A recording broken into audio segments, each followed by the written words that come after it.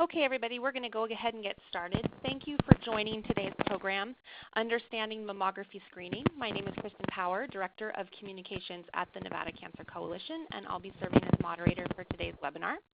The Nevada Cancer Coalition presents this webinar with funding from the Nevada Division of Public and Behavioral Health Women's Health Connection. Before we get started, I wanted to go over a few housekeeping items. Please make sure you're logged onto the webinar using the link that was provided in your confirmation email so you can follow along with the presentation slides. We have muted all participant phones to provide the clearest audio possible. So you'll notice a chat box in the bottom left corner of your screen. If you have any questions, please type those into the chat box and we'll address them at the end of the presentation or during the presentation as time allows. A recording of this presentation along with a link to the post-test are available on nevadacancercoalition.org. By the end of today, click on the Healthcare Providers tab and select the Cancer Screening Training Modules option. If you're pursuing Nevada Cancer Coalition's Cancer Screening Certification, please be sure to complete the post-test to receive credit. All webinars and post-tests listed for each module must be completed to receive that certificate. Today's webinar is presented by Dr. Siobhan Harrigal, a board-certified radiologist specializing in breast imaging. In her work at St. Mary's Regional Medical Center, she detects and diagnoses breast cancer by reading mammograms, breast ultrasounds, breast MRIs, and performing minimally invasive non-surgical breast biopsies. She also sees patients to evaluate breast lumps, breast pain, and other concerns. Dr. Harrigal is a passionate advocate for breast cancer screening, emphasizing the recommendation that women begin annual mammograms at age 40. Dr. Harrigal, go ahead and take it away. Thank you so much, Kristen, and thanks for inviting me and everyone. Thanks for attending and sharing some of your afternoon with me. Can you guys hear me okay? I think we can. Go ahead. Okay, great. So I'm just going to start then. So we have fewer slides than last time. We do have a little bit of review in the very beginning. So today's talk is a closer look at mammography. So to summarize what we talked about last month, breast cancer is a big deal, and that's why we screen for it. It's the most common cancer in women worldwide and the second leading cause of cancer death in U.S. women, with the first being lung cancer. In 2017, over 250,000 women were diagnosed with breast cancer, and over 40,000 women in the United States died of breast cancer.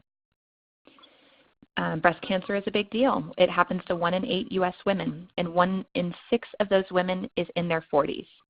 Most importantly, 3/4 of women diagnosed with breast cancer have no family history and are not considered high risk. So to go over what mammography looks like, one second, the slide isn't loading very well. So this is supposed to be a regular mammogram picture. This is what a breast cancer picture looks like. Breast cancer is white on a mammogram, and we are looking for masses on the mammogram. The whole point of mammograms is to find breast cancers before they become lumps that women or their clinicians can feel. So on the left, we have a large breast cancer that a woman or her clinician felt. And on the right, we have a very small breast cancer that was non-palpable, that was found very early on screening mammograms. So a summary from last month's talk: mammography is the only screening tool shown to decrease mortality from breast cancer. Mammography saves lives, and that is through early detection. This is supported with decades of research in dozens of trials in multiple countries, and the decrease in mortality is around 30%. And again, the whole point of screening mammograms is to catch cancers long before we can feel them. And that's important because the size of the cancer at the time of diagnosis is directly related to mortality. So the bigger a cancer is when it's detected, the more likely a woman is to die of that breast cancer.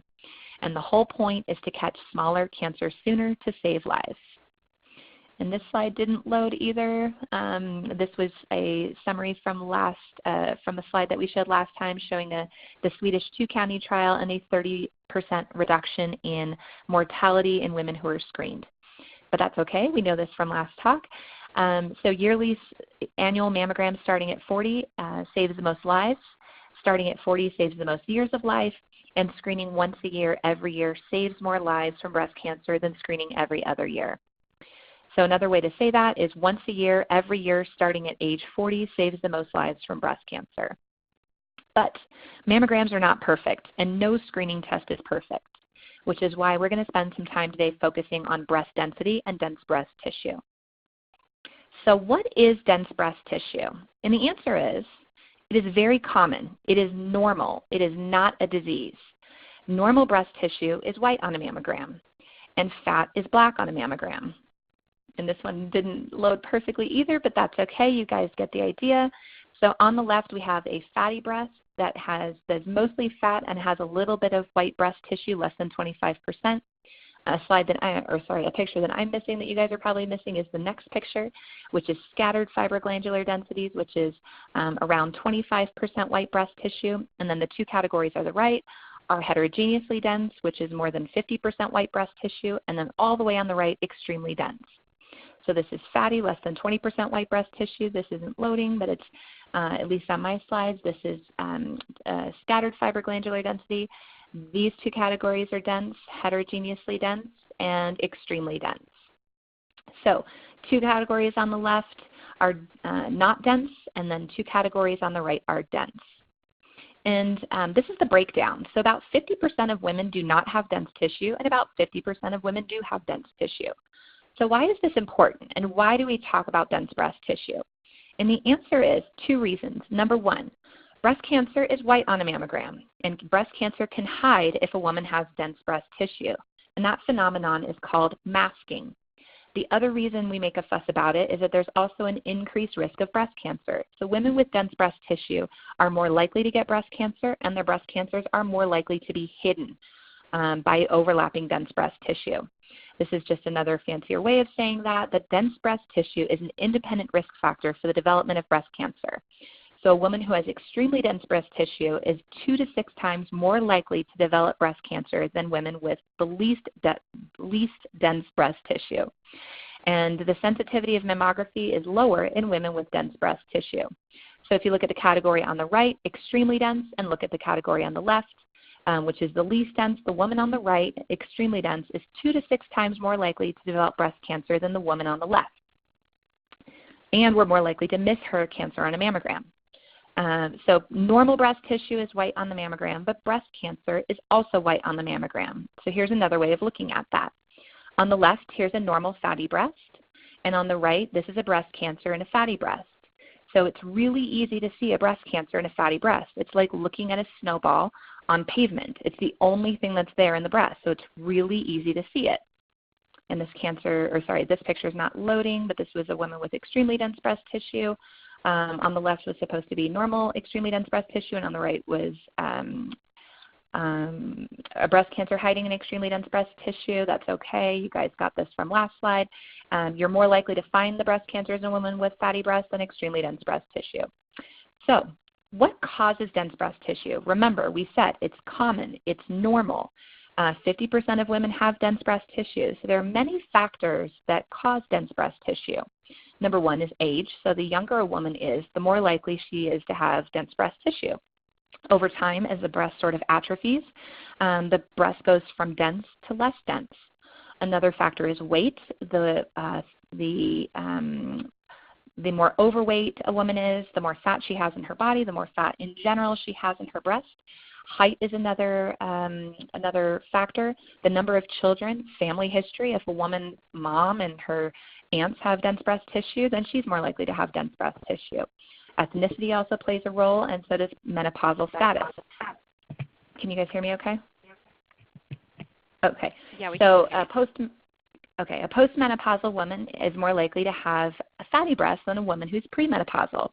And then the use of hormones. So if a woman takes estrogen or progesterone hormones, the more likely her breast density is going to be artificially dense because we're tricking her breast into thinking that she's like 20 years old. And that's really great for hot flashes, but you're more likely to have artificially dense breast tissue just because we're stimulating the breast tissue to be more dense. So what do we do about dense breast tissue? Number one, we notify women. And number two, we offer supplemental screenings such as ultrasound and tomosynthesis. So we're going to talk about the notification part first. So the breast density notification movement really started as a grassroots organization. basically there were women, and this started out in Connecticut, this woman here, Nancy Capello. So there were many women who either they or a family member had a normal mammogram that was read as normal, and then were diagnosed with breast cancer shortly thereafter. And many of these women had dense breast tissue. So although they had a normal mammogram report, it was really a limited mammogram report. And this started out, this whole density notification movement started out with these women really being motivated to help spread the word so that women can learn about their breast density, learn if the mammogram is a limited tool, and can learn about supplemental tools. So in our community, Wendy DeMonte has been really active in promoting breast density notification laws, and she was instrumental in this notification law in Nevada being signed. And she has an organization to raise, that helps raise awareness for breast dense tissue, and that organization is called Each One Tell One. And they do a lot of work in our community talking about dense breast tissue and raising the awareness of women regarding dense breast tissue. So there are other online resources that help notify women about dense breast tissue and what to do. And here is a slide showing that the notification movement is really state-based. So every state is different. And Nevada, as you can see, is one of the states that requires notification. But every state is different, and we will talk about why that's important more in a minute. So Nevada's breast density notification law was passed in 2013 with the efforts of Wendy DeMonte, and the language became effective in 2014. It's been slightly modified. Here is the paragraph that we get to put at the end of our mammogram reports for women who have dense breast tissue. And I'm going to read it just because it kind of summarizes what we talked about earlier. So for women who have dense breast tissue, this is tagged on at the end of their mammogram report. Notifying them. So it says, your mammogram shows that your breast tissue is dense. Dense breast tissue is common and not abnormal. However, dense breast tissue can make it harder to evaluate the results of your mammogram and may be associated with an increased risk of breast cancer. And then it goes on to say, we're informing you and you guys can decide which screening options are right for you. And again, for women who have dense breast tissue, this is notifying them that this is associated, that it's normal, first of all, that it's associated with an increased risk of breast cancer, and that it can make dense breast tissue can make it harder for us to read mammograms. And it doesn't explicitly say here, but your cancer is more likely to be missed if you have dense breast tissue. So we go back to the slide, and this talks about insurance coverage. So as you see, every state is different. And most states require notification, so we tell women that they have dense breast tissue. But there are 7 states where they provide insurance coverage, which is really great. But unfortunately, Nevada is not one of them. So insurance companies in Nevada are not mandated to cover this supplemental screening. And the reason that that's important is because every insurance company is different. And some women's insurance companies cover it and others don't. And this creates a health disparity because not everyone has $200 cash for a supplemental screening ultrasound or tomosynthesis. And this creates an economic health disparity. So let's talk about the 2 types of supplemental screening that are offered to women with dense breast tissue. And these fall into 2 main categories.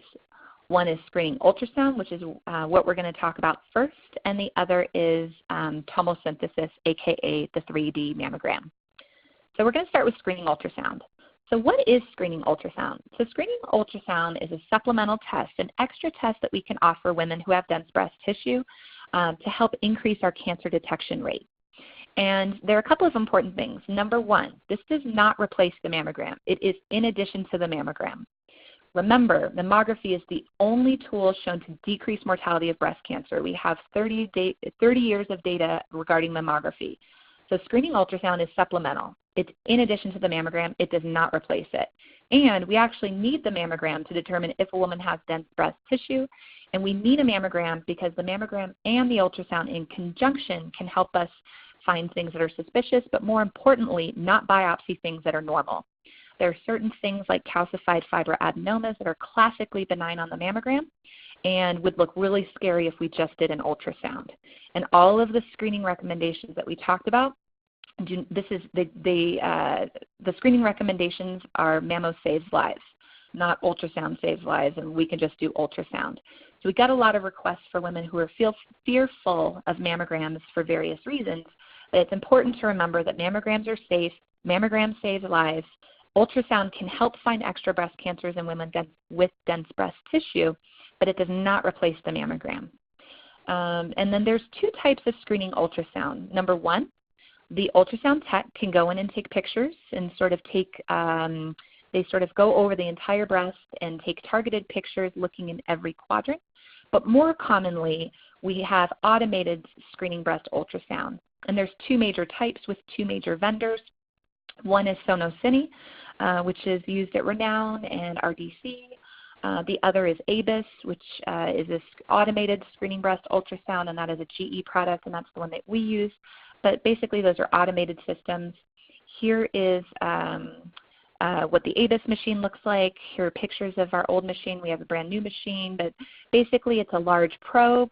It's a large ultrasound probe that we put over the breast about 4 times to help cover the breast, and the machine generates these lovely pictures.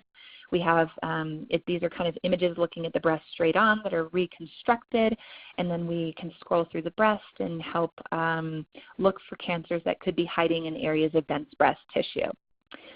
So, what are the benefits and the risks of adding ultrasound to the screening tools? The benefits is that it finds a few extra cancers in women with dense breast tissue. There are some risks. So there are more false positives, so we're more likely to find things that we biopsy that end up being benign. There is a cost. It's not free. And there is variable insurance coverage. So one of the first screening trials that looked at dense breast tissue and screening ultrasound was called the Akron trial, and specifically the Akron 6666 trial. And this trial looked at a high-risk population of women who had dense breast tissue, and it showed that screening ultrasound had an increased cancer detection rate. And they found on average about 4 extra breast cancers per 1,000 women in women who had dense breast tissue. So basically it finds extra cancers. The downside of it is that it has a low positive predictive value, aka it has a higher false positive rate when compared to mammography. We find more things, we end up biopsying more things, but we do find extra cancers. More recently, the JSTART trial has been really important. The JSTART trial is a Japanese trial that included over 72,000 women in their 40s, and there were 2 arms. One was mammography by itself, and the other was mammography plus screening ultrasound. And this didn't show it, or at least it's not showing on my slide, but basically they had about 36,000 women in each of the trial arms, one with mammo only, one with mammo alone. One with mammo only and the other with mammo plus screening ultrasound. And the JSTART trial, which was just released, which is a huge trial, showed that mammography plus ultrasound, so adding screening ultrasound, finds more breast cancers than mammography by itself. There was a higher sensitivity and, again, a lower specificity. So we're more likely to find things that are benign that we end up doing biopsies on. But in general, we find more breast cancers, and we're able to treat these cancers sooner when they're smaller. So here's a chart showing. So mammography by itself finds fewer cancers. Mammography plus ultrasound finds more cancers, is more sensitive. It's less specific. That's okay. In general, these ultrasound biopsies are safe. So we're finding more cancers, and it's just a better screening tool. We're finding more stage 1 cancers when they're smaller, and we're less likely to have interval cancers, which are sneaky cancers skipping in between the mammograms. So we've talked a lot about screening ultrasound. Screening ultrasound finds extra cancers in women with dense breast tissue.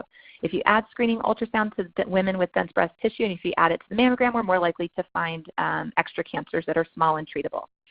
So that's one screening tool, is screening ultrasound. The other screening tool that we're going to talk about, the extra supplemental screening tool, is tomosynthesis, aka the 3D mammogram. So what is tomosynthesis? And the answer is, it is a 3D mammogram. It is similar to a low-dose CAT scan of the breast. And basically, in the regular mammogram, the tube is straight up and down, and it takes 2 pictures in general, one from the top and one from the side. And the 3D mammogram in tomosynthesis the mammography tube moves in an arc over the breast, and it takes pictures, and it makes like a high-definition movie. And this was just a picture showing that, no big deal. The mammogram, the tomosynthesis tube moves in an arc over the breast. So what are the advantages of tomosynthesis?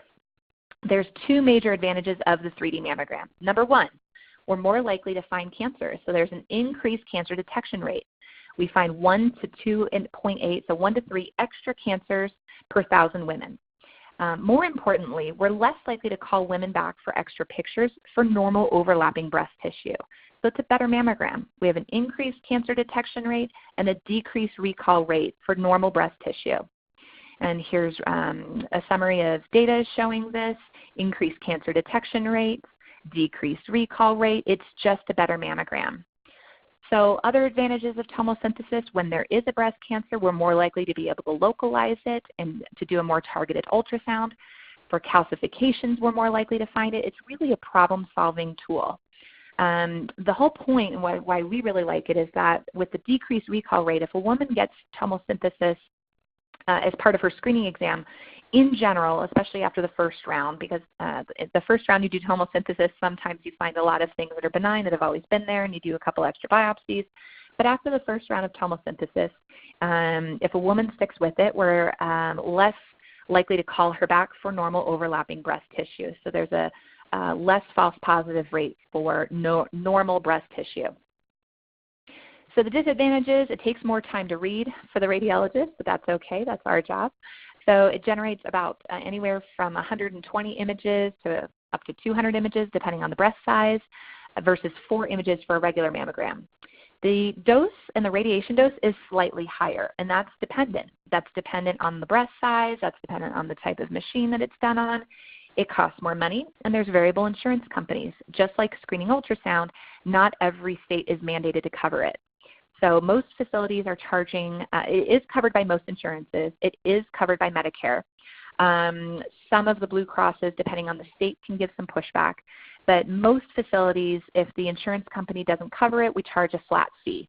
At St. Mary's, our flat fee is $55.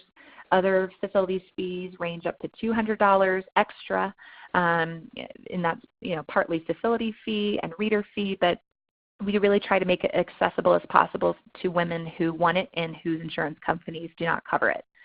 As far as the radiation dose, this is a question that I get asked quite a lot. There's a lot of fear about radiation, and remember, a mammogram and the 3D mammogram are low-dose X-ray pictures. But remember, a mammogram is very safe, and the 3D mammogram is very safe as well. A regular mammogram is 0.4 millisieverts, which is the equivalent of 7 weeks of normal background radiation that we get just by walking around planet Earth. The natural background radiation is anywhere between 3 and 4.5 millisieverts. And in Nevada, we're a little closer. We're a little on the higher side, in the 4.5 side, just because of our elevation and things like that, and the rock surface that we're on. But remember, this is 7 weeks of natural background radiation. A woman would have to get a mammogram once a year, every year, for 100,000 years to induce a fatal breast cancer. Once a year, every year, for 100,000 years. And remember, she has a 1 in 8 risk of just developing breast cancer. So it is in everyone's best interest that she gets as many mammograms, within reasonable limits, once a year, every year. And remember, anytime we fly across or we get into an airplane, we get radiation. It's a low dose, but radiation's everywhere, and mammograms are extremely safe. As a radiologist, I'm allowed to get 20 millisieverts just walking around doing my job. So we try to remind people this. It's 7 weeks of background radiation. This is a chart at the very bottom. You see that the mammogram is 7 weeks of background radiation. It's a very safe low-dose study. A DEXA is 3 hours of radiation. PET scans are 8 years of radiation. And if you do a CT abdomen and pelvis without contrast and then repeat it with contrast, that's up at the top. One CT abdomen pelvis is 3 years. If you do a CT abdomen without and with contrast, that's 7 years of background radiation. And mammography is 7 weeks. So it's very, very safe.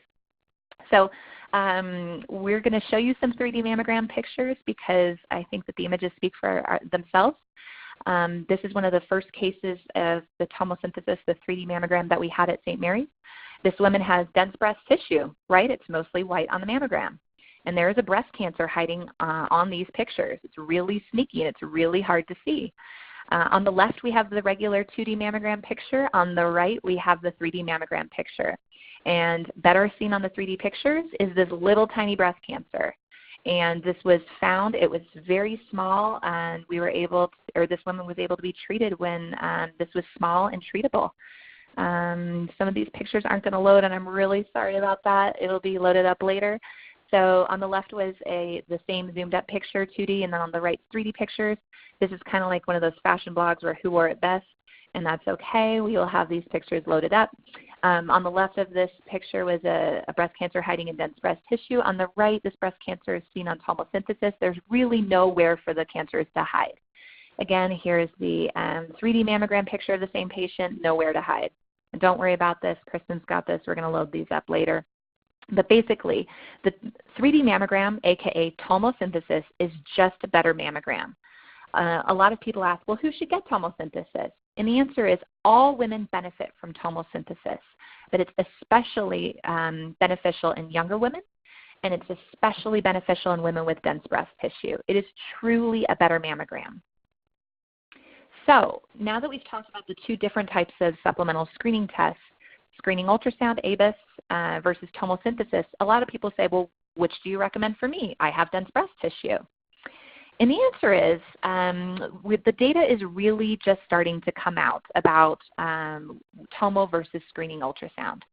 And a lot of our conceptions and misconceptions about screening ultrasound versus tomo are really being sorted out. And one of the first big trials that's coming out is called the ASTOUND trial. And this is a trial that's been done in Italy. It's currently still collecting data.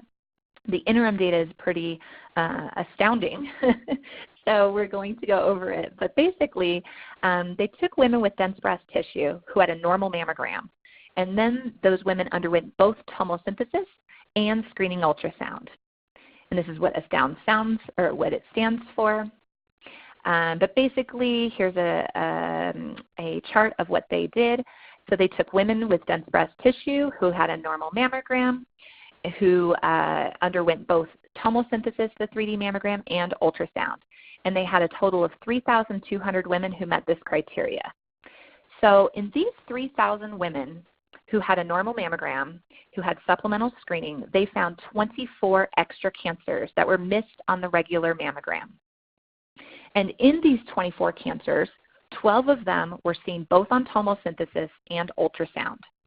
And 1 out of 24 of those cancers was seen only on tomosynthesis, and 11 out of 24 cancers was seen only on ultrasound. So as we know, breast cancer is all different. There's all different types of breast cancer. It's not just one disease. There's different types: invasive lobular, invasive ductal. There's different stages. There's different appearances. Some present as masses. Some present as architectural distortion. So there isn't one tool that's a perfect fit for every woman. And some women's cancer is going to be missed by mammograms, and it's only going to be seen on the tomosynthesis. And some women with dense breast tissue, their breast cancers are going to be missed by mammo and are only going to be seen on ultrasound.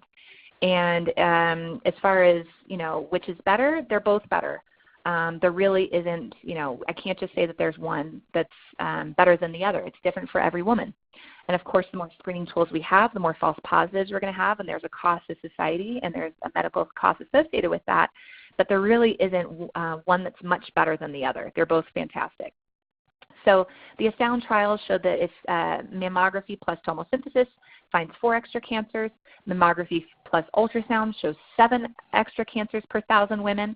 Remember, we talked about breast MRI have the highest cancer detection rate, but it has a high false positive rate, so we reserve MRIs for women with a significant family history greater than 20% lifetime risk, and or special situations like the BRCA genetic mutation or other mutation. So the ASTOUND trial talked about things like the time and resources, the cost effectiveness, and it was the only direct comparison to date of ultrasound versus tomosynthesis. There are other studies that are currently being conducted. One's at the University of Pittsburgh and one is at Sloan Kettering, that are directly looking at tomosynthesis versus screening ultrasound. So we're going to spend some time talking about how to read mammogram reports. So there's 2 types of mammograms.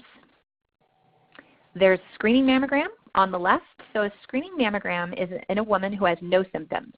And this woman gets her pictures and she goes. The doctor doesn't usually review it.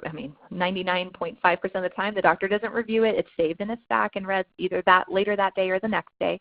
But the woman gets her pictures and she goes. And then she gets a letter in the mail, either that it's normal or abnormal. So that's a screening mammogram. Women with no symptoms get a screening mammogram. Women with symptoms get a diagnostic mammogram. And these women, they get a special appointment time. They get special mammogram pictures. Usually we get an ultrasound associated with it. The woman sits in our department, gets further evaluated. The appointment takes anywhere from an hour to up to 2 hours as we're sorting through her various issues. It's a full workup of symptoms, usually done with diagnostic mammogram plus tomosynthesis plus ultrasound, and she gets a resolution of her symptoms. She gets space time with the doctor. We say, and this is for breast pain, this is for breast lumps, this is for suspicious nipple discharge, this is for skin thickening, or this could be for an abnormal screening mammogram. Those are the categories of diagnostic mammograms. So again, screening mammogram, no symptoms, the woman gets her pictures and leaves, gets a letter in the mail. Diagnostic mammogram, woman who has symptoms, and her symptoms get worked up during a 1 to 2 hour appointment where she hopefully by the end gets a resolution to her symptoms. So as far as Bi-rads code, we're going to talk about Bi-rads code here in a second. But a screening mammogram, there should really only be 3 Bi-rads codes.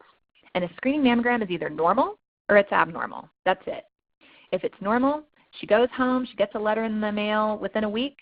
If it's abnormal, she gets called back for extra pictures, and then she gets a workup with a diagnostic mammogram. So the screening mammogram pathway is either normal or abnormal.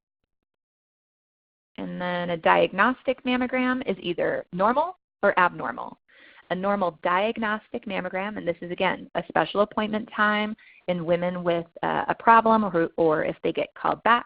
If it's normal, either we see nothing or we see benign findings, then they go back to yearly mammogram.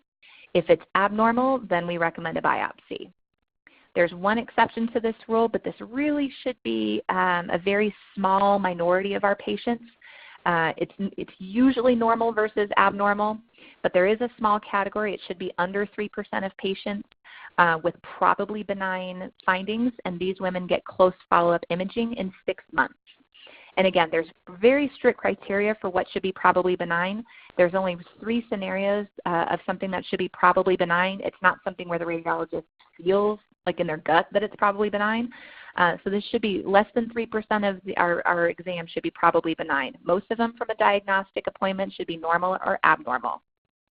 And my computer is going to be slow here for a second. I apologize.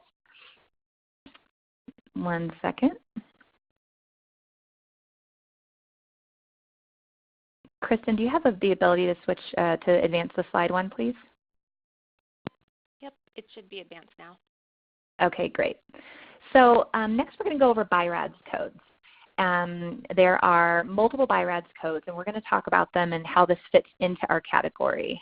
Hold on 1 second. My computer is going to think about coming back.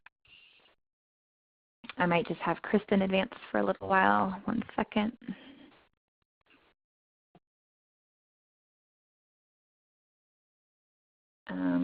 Hold on 1 second. I apologize, you guys. So Kristen, can you advance to the next slide, the Bi-rads slide? Yeah, we're on Bi-rads, breast imaging, reporting, and data system. Perfect. So until we get this resolved, I might just say next, but we only have about 20 more slides left. So the Bi-rads code, Bi-rads stands for breast imaging, reporting, and data system. And basically, it's a number classification. We're able to put the findings into 7 different categories, Bi-rads 0 through Bi-rads 6. And it's a scheme for putting the mammography findings basically into a number category. And then can you advance 1 to the table 6? So these are the different types of Bi-rads codes. On the left is codes 0 through 6. In the middle is the management of these different codes. And then all the way on the right is the likelihood of cancer in these different codes. So category 0, and we're going to look at each of these individually here in a second. Oh, there we go. Now I'm caught up. Now I can advance. So Bi-rads 0 is incomplete, and that means extra pictures or prior exams, and that should only be from a screening mammogram report. Bi-rads code 1 is negative or normal. Those women go back to yearly screening mammogram. They have essentially 0% chance of cancer. Bi-rads 2 is benign findings, usually cysts or fibroadenomas. They go back to routine screening mammogram. Again, 0% chance of cancer. The next is Bi-rads 3, probably benign. Again, this should be less than 3% of our mammography cases. These women get short-term follow-up imaging. They have anywhere between 0 and less than 2% chance of cancer. And then Bi-rads 4, 5, and 6, we're going to talk about these more here in a second. So Bi-rad 0 is incomplete, and this should only be on a screening mammogram. And basically, we use Bi-rad 0 as incomplete, need extra pictures. Now, we use this on a screening mammogram for women who have a finding. It could be normal overlapping breast tissue, anyway to something that's very suspicious, and a small cancer. But Bi-rad 0 means incomplete, extra pictures. And 1 in 10 women from screening mammogram will get a Bi-rad 0 code. And usually it's most common in a baseline mammogram just because a baseline mammogram means we have no prior screening mammograms. So women are most likely to get called back from their first mammogram. 1 in 10 women will be called back for extra pictures in general. Most of those women, it's just extra pictures, normal overlapping breast tissue, and they go back to yearly mammograms. So Bi-rad 0 is incomplete, need extra pictures. They get recalled for a diagnostic mammogram, that special appointment where they get a mammogram and usually an ultrasound. Bi-rads 1 is negative, aka normal, essentially 0% chance of cancer. And that basically means everything looks great, come back and get your yearly mammogram. Bi-rads 2 is benign. That just means normal, usually cysts. Bi-rads 3 is probably benign. This is a small category of women, usually less than 3% of women that we see. Less than 2% chance of cancer. They get short-term follow-up imaging in 6 months. If the finding grows or changes, then in 6 months we have an extra time to capture them. And if the finding that was felt to be probably benign grows or changes, then we can do a biopsy in 6 months or a year. Usually the follow-ups are done at 6 months and then a year from the initial, so 6 months, then a year. And if the findings are stable over 2 or 3 years, then they go back to yearly mammogram. So Bi-rads 4 is something that's suspicious. This is anything that has more than 2% chance of being cancer. So remember, less than 2% chance is probably benign, but greater than 2% chance to up to 95% chance of cancer is something that's suspicious, Bi-rads 4. And this is a needle biopsy. We recommend a needle biopsy. We really don't recommend, or actually we pretty much never recommend things go straight to surgical biopsy. This is a pretty broad category of things that we biopsy. This can be something that's a fibroadenoma all the way up to something that looks pretty suspicious but not a slam dunk for breast cancer. But these things are biopsied with needle biopsies. And those are either done under mammography or ultrasound or MRI. The highest category of suspicion is Bi-rads 5. And if you see a Bi-rads 5 code highly suggestive of malignancy, that means there's a 95% chance of breast cancer. This is breast cancer until proven otherwise. This is bet your car that this is a breast cancer. Of course, we still recommend that these women undergo a needle biopsy rather than going straight to surgery, because if a woman has a surgical biopsy, then she has to have 2 surgeries. 1 surgery to find out what it is, and the other surgery to take it out to get clear margins and to test the lymph nodes if necessary. So even if we think, this is breast cancer till proven otherwise, we still recommend that they get a needle biopsy either with ultrasound or mammography or MRI to prove that this is something that we're dealing with, to get as much information before the surgery, and that she has to have the fewest number of surgeries as possible.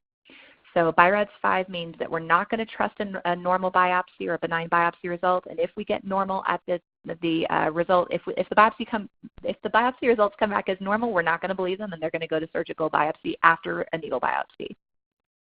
Bi-rads 6 is known biopsy-proven malignancy. That means we've biopsied it, we've proven it's a breast cancer, and that a woman is going to get appropriate treatment, usually starting with surgery, although some women need chemotherapy before surgery for various reasons. So to end the talk, we're going to go over, this is really important to me, so I'm going to summarize this one more time. So every year the American Cancer Society comes out with their statistics. They come out actually every 2 years. The 2017 data came out in October 2017, and the American Cancer Society releases all of this data that's state by state that talks about breast cancer screening, mortality, things like that. So the American Cancer Society's statistics in 2017 released their data. They showed that from 1989 to 2015, there were 322,000 breast cancer deaths that were avoided. And this is for two reasons. Number one, we have better treatments for breast cancer. And number two, we're catching it earlier with mammography. So the mortality from breast cancer has decreased around 30%. But not all women have benefited equally. There's an excess breast cancer deaths in U.S. Black women. And this chart just shows the discrepancy and the disparity. This is the same from last time. It will be loaded. But this is a summary. In 2015, breast cancer death rates were 39% higher in Black women than in white women. And this was in every single state in the United States. Breast cancer death rates are higher in Black women than in white women. And as the treatments are improving, this racial disparity is increasing. And this slide was in our last talk, and then we will talk about it, or it will be up on the website. This just shows that the death rates are, the death rate curves are widening as the treatments are getting better. So this is multifactorial. Everyone's trying to look into this now. Everyone's trying to figure out what's going on here. So there are many reasons why the mortality is higher in Black women than white women from breast cancer. Unfortunately, Black women are more likely to get aggressive breast cancers. They're more likely to get triple negative and inflammatory breast cancers. In general, they present at a higher stage of diagnosis. The biology of the cancer is different in these women. There are other barriers, including access to treatment, access to health insurance, access to mammography, and access to and enrollment in clinical trials. All right, so how are we doing in Nevada? So this is per ACS, American Cancer Society data that was just released in October 2017. In Nevada, Black women have a 20% higher breast cancer mortality rate than in white women. How are white women doing in Nevada? So Nevada had the highest mortality rate from breast cancer in white women out of any state in the United States. So as far as use of mammography goes, Nevada was slightly below national average for use of mammograms in all women and all ethnicities of women, so we're slightly below average for all women. But Nevada had the lowest use of mammograms in Black women out of any state in the United States. So I just want to remind you guys, our message here is that mammography saves lives, and that once a year, every year screening starting at age 40 saves the most lives from breast cancer. We have a lot of goals moving forward. We have a lot of goals as a community and as a state, and these are what we really need to focus on moving forward to help improve our survival rates. We need to increase utilization of screening mammograms in all women. We need to decrease breast cancer mortality of all women. We need to increase the use of supplemental screening for dense breast tissue if women choose to do so. We need to notify women that they have dense breast tissue, let them know that they're at higher risk of developing breast cancer and that the mammograms are less sensitive in women with dense breast tissue. We need to make women aware of dense breast tissue, offer supplemental screening with tomosynthesis and ultrasound. We talked about this in our last talk, that women with greater than 20% lifetime risk of breast cancer per all society guidelines should be getting surveillance breast MRIs. These are women with BRCA mutation. These are women with other genetic mutations. These are women with significant family histories who, based on risk models such as Gale and Tyrer-Kruzak, have greater than 20% lifetime risk of breast cancer. These women should be getting breast MRIs because it's the most powerful breast cancer detection tool that we have. Yes, it has a high false positive rate, but it is by far and away the most sensitive tool that we have for these high-risk women. We need to decrease racial health disparities, and we need to decrease economic health disparities. And these are our goals moving forward as a community, regardless of what hospital we work for. So I wanted to just remind you guys that mammography saves lives. And I apologize for the technical difficulties. It's a result of all the slides. And I want to thank you guys for coming to spending some time with us this afternoon, and thank Kristen and Nevada Cancer Coalition for all their great work. And we have some time to have question and answers if you guys are interested. Thank you so much, Dr. Harrigal. That was a great presentation, and we will definitely post up these slides with all of the images to the website along with the recording, so you can pull up the recording and hear her speak and look at those pictures to see what she was speaking to. But if you have any questions, please feel free to type them into the chat box, and we can go through those. And just a quick reminder that I know a lot of people listening and perhaps that will watch the recording are Women's Health Connection providers or work with Women's Health Connection. But Women's Health Connection in Nevada does do screening now for women starting at age 40 thanks to some additional funding from the state. And so women 40 to 65 can get screened for breast cancer with mammography at locations throughout the state that are contracted with Women's Health Connection. So that's a really great opportunity. We also have the Mammovan, which travels the state and offers mammograms perhaps for women who aren't eligible for the Women's Health Connection. They can also get reduced cost or free depending on the funding that is available at the Mammovan at that point in time. So it's a really great opportunity. They're also a Women's Health Connection provider. So great opportunities in the state to get screened. And if you need more information on Women's Health Connection, you can go to accesstohealthcare.org. We don't look like we have any questions in the chat box yet. Is there anything else you wanted to add, Dr. Hergall? No, I think that we really do a great job, or we have great resources throughout Nevada, like you said, with Mammovan. You know, there are definitely geographic limitations and issues in our state with a lot of women, you know, being in very rural areas.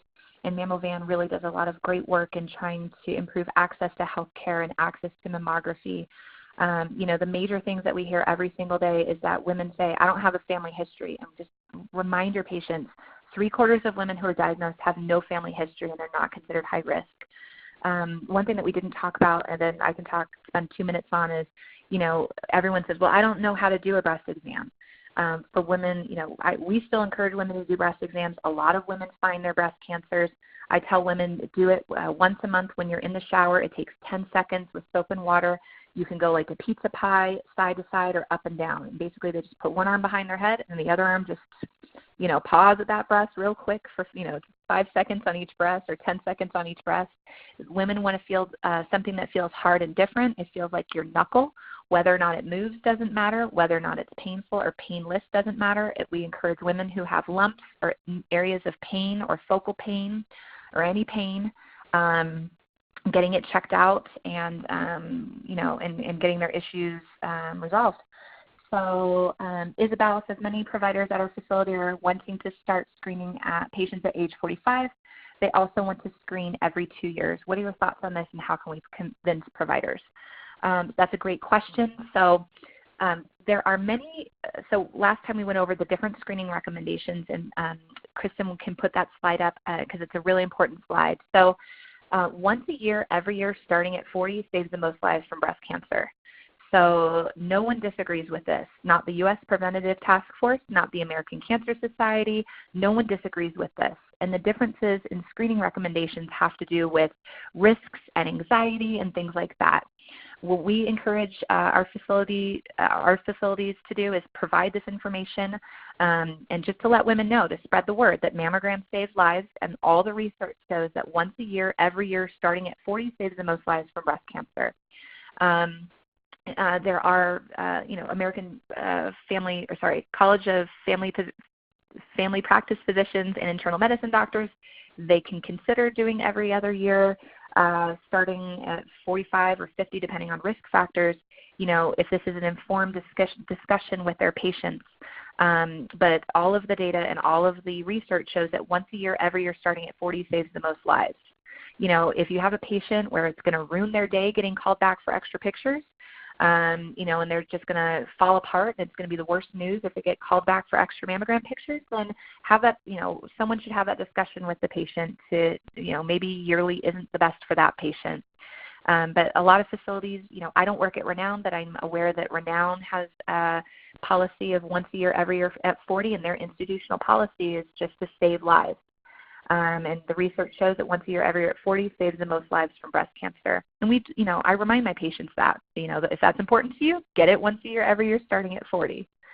Does that help? I mean, unfortunately, it's something that we have to do at the provider level. I'm not here, you know, I am not a family practice doctor.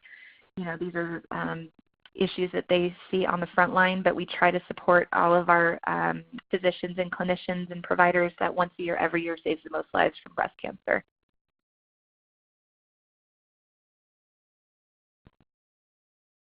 Okay, do we have any other questions? It looks like nothing else has come in, so thank you again, Dr. Harrigal. If anyone has any follow-up questions after the webinar, they can reach out to us at Nevada Cancer Coalition, and we can forward those questions on to Dr. Harrigal. And this recording will be added to the NevadaCancerCoalition.org website at the end of today, along with the post-test, and we will get those slides posted as soon as possible as well. Thank you so much, and we hope everyone has a great day. Thank you so much. Have a good day.